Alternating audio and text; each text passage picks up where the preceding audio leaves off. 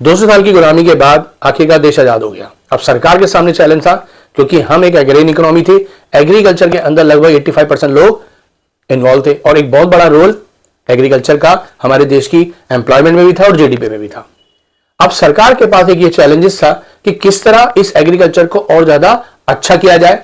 जैसे irrigation facility थे उसको सुधारा जाए, क्योंकि ज्यादातर रेनफॉल पर ही डिपेंड होता था किसान। कुछ किसान ऐसे थे जिनके पास थोड़ी थोड़ी जमीनें थी और इंटरमीडिएट उनको कहीं ना कहीं परेशान करते थे, तो उनको भी कंट्रोल करना था। ट्रेडिशनल खेती से एडवांस खेती की तरफ जाना था। ग्रीन रेवोल्यूशन 1960 में हुआ। हमारी ग्रीन रेवोल्यूशन जो था वो कहीं ना कहीं डिपेंडेंसी को कम करने के लिए, जो फॉरेन डिपेंडेंसी हमारी थी फूड पर, उसको कम करने के ग्रीन रेवोल्यूशन आया और अपने आप में ये ऐतिहासिक जीत थी। तो आइए इसको एक्सप्लेन से पढ़ते हैं और देखते हैं कैसे पॉइंट टू पॉइंट हमें क्या समस्या आई, उस समस्या को हमने कैसे रिजॉल्व किया। तो आइए शुरू करते हैं। फर्स्ट पॉइंट है एग्रीकल्चर। जब हम एग्रीकल्चर की बात करते हैं तो हम 85% पॉपुलेशन की करते हैं आजादी के समय, जो एग्रीकल्चर पे डिपेंड थे। लेकिन जितना आसान हमें लग रहा था उतना आसान नहीं था, क्योंकि कई प्रॉब्लम्स आई थी। तो आइए उस प्रॉब्लम्स को देखते हैं। Problems of agriculture. First point है लो productivity.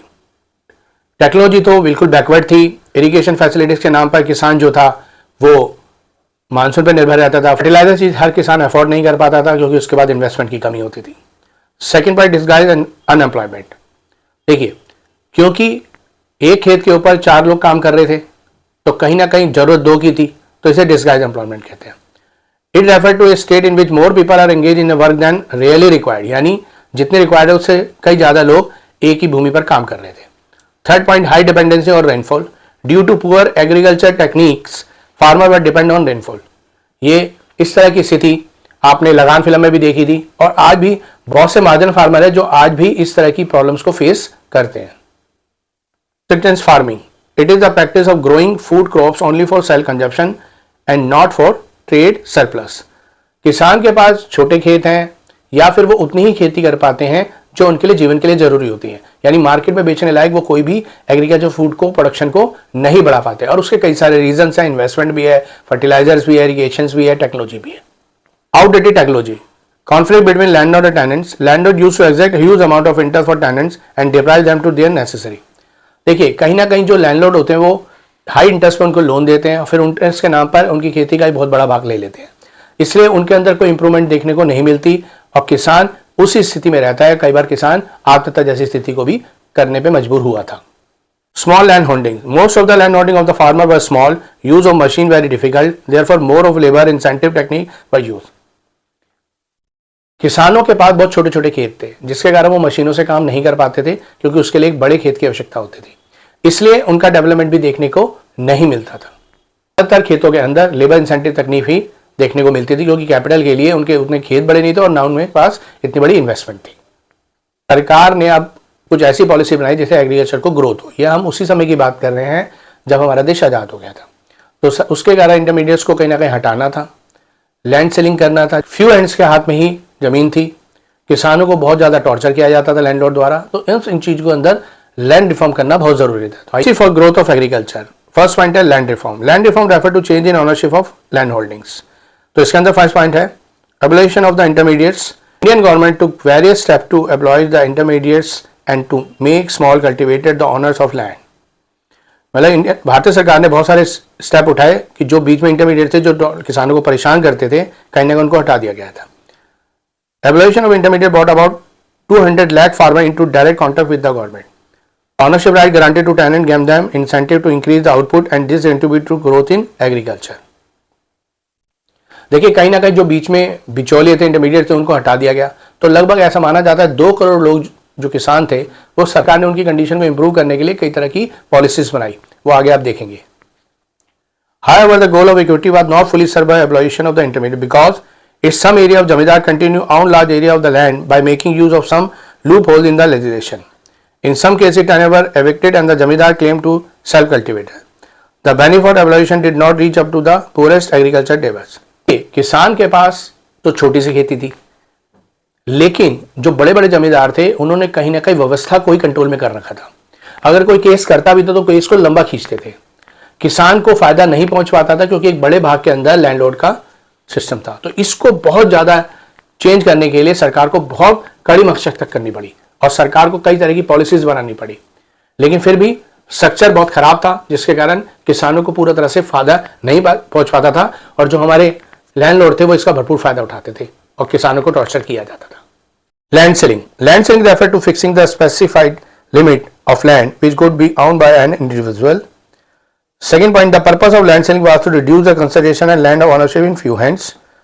And third, promote equity. देखिए, मैंने आपको बताया था उस समय आजादी के समय में भूमि का या खेती स्ट्रक्चर जो थी वो कुछ फ्यू हैंड्स लैंडलॉर्ड के हाथ में थी, तो ये एक बहुत बड़ा चैलेंज था। तो कहीं ना कहीं इक्विटी यानी किसानों को उनके राइट्स दिलाने थे, उनके खेती का राइट ऑनरशिप दिलानी थी, क्योंकि कई को जबरदस्ती ऑनरशिप यानी अपने पास लोन देकर उनके खेत अपने पास गिरवी रख लिए थे। तो सरकार ने कोशिश की कि प्रमोट इक्विटी को प्रमोट किया जाए, किसानों को उनके राइट्स वापस दिलाए जाए। However, the land selling legislation was challenged by the big landlord. They delayed the implementation. Land reform was successful in Kerala and West Bengal. आजादी के समय में किसानों को बहुत बड़ा टॉर्चर किया जाता था, क्योंकि वो हाई रेट ऑफ इंटरेस्ट पर लैंडलॉर्ड से लोन लेते थे, फिर वो जब लोन नहीं चुका पाते तो उनकी जमीन पर कब्जा कर लिया जाता था।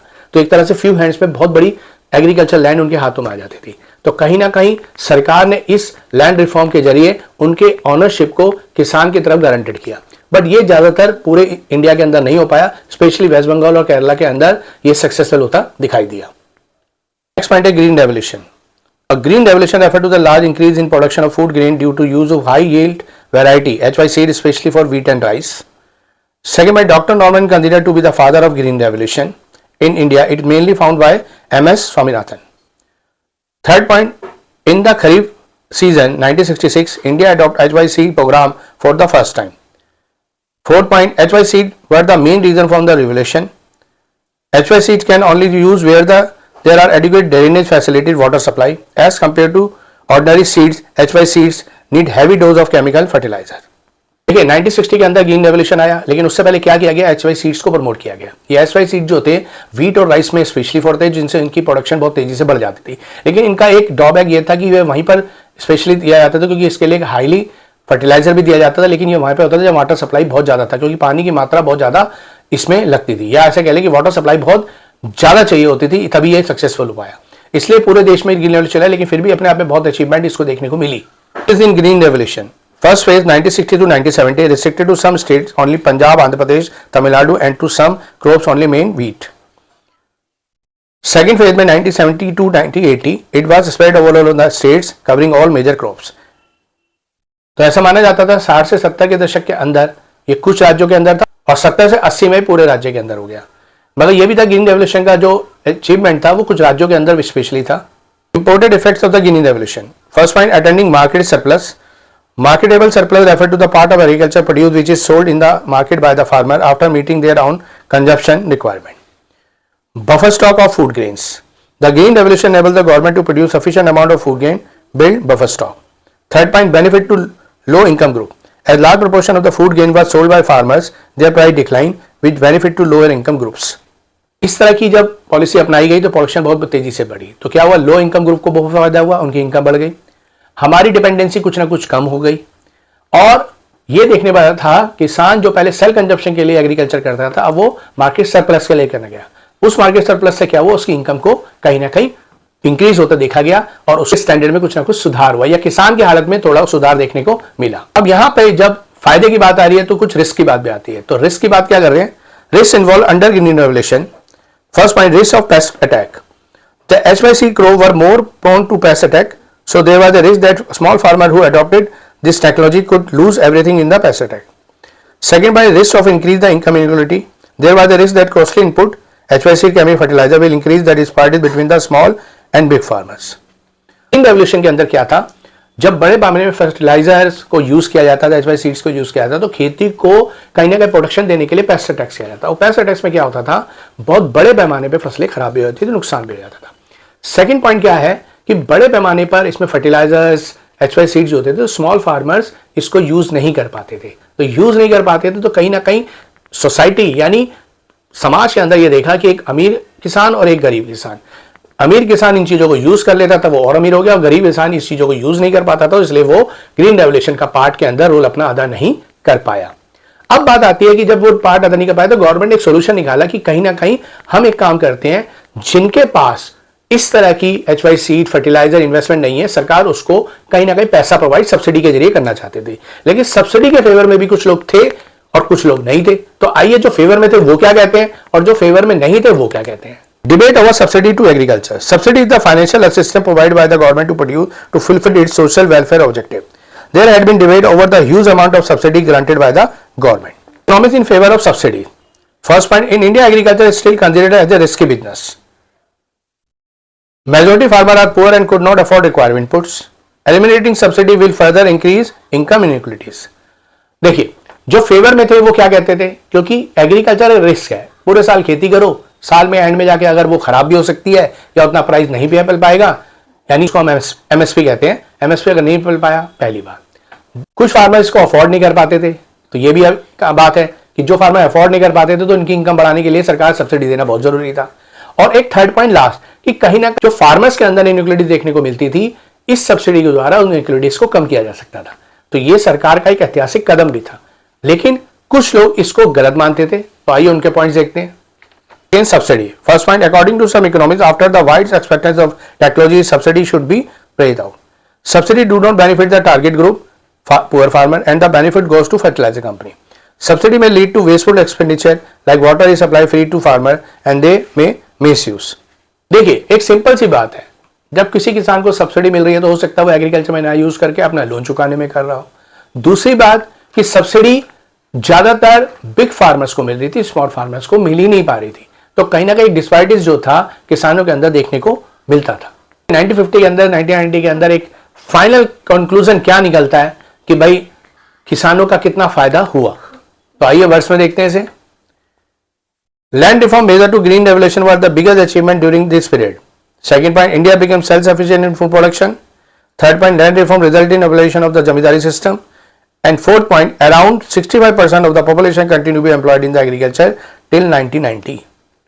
कहीं ना कहीं ग्रीन रेवोल्यूशन ने सेल्फ सफिशिएंट तो बनाया था, किसानों की इनकम भी बढ़ाई थी, but in the mean time ये देखा था लैंड रिफॉर्म से भी जमींदारी सिस्टम को भी खत्म कर दिया गया, लैंड रिफॉर्म किया गया, लैंड सीलिंग को रोका गया और कहीं ना कहीं किसानों की इनकम बढ़ाने के लिए उनको सब्सिडी भी दी गई। लेकिन ओवरऑल ये था कि हमने ये देखा था आजादी मिलने से लेकर 1990 तक एग्रीकल्चर के अंदर जो फार्मर थे उनकी संख्या घट गई थी, ऑलमोस्ट 20% संख्या घटी थी। पहले 85% था, अब 65%, लेकिन फिर भी प्रोडक्शन तेजी से बढ़ी थी क्योंकि सेल्फ सफिशिएंट नहीं था। उम्मीद करता हूं आपको वीडियो समझ में आ गई होगी। अपने दोस्तों के साथ शेयर कीजिए, लाइक कीजिए और चैनल को सब्सक्राइब कीजिए। नेक्स्ट वीडियो के अंदर हम 1950 से 1990 के अंदर इंडस्ट्रियल सेक्टर और फॉरेन ट्रेड को देखेंगे। Thank you, bye bye.